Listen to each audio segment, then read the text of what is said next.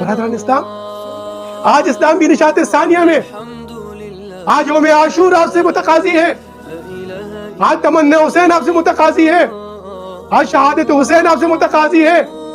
آج اس ملک الجبریہ کا خاتمہ ہونے والا ہے۔ جس طریقے سے آپ نے دیکھا، آپ دیکھتے ہیں یاتم الفجر کے بعد کیا ہوتی ہے،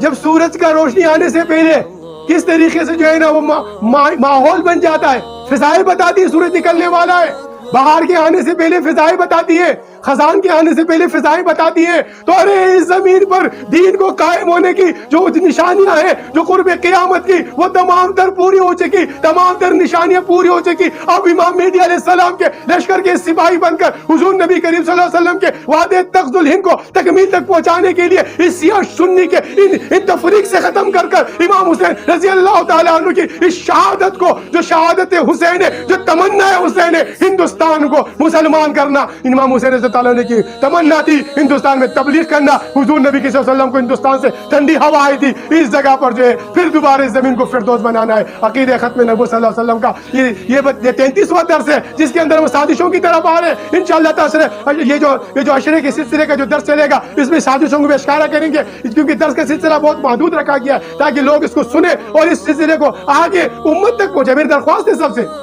امت مسلمہ سے میری اپیل ہے، فرقہ پرستی سے ہٹ کر، سیاست سے ہٹ کر، تکفیر سے ہٹ کر، میرے تیرے لیڈر سے ہٹ کر، ارے ہم سب کے لیڈر تو محمد مصطفیٰ ہے۔ ارے جس کو لیڈر آدم علیہ السلام نے بھی تسلیم کیا کہ عرش معلیٰ پہ کلمہ لکھا ہے، اللہ سے فرماتے کہ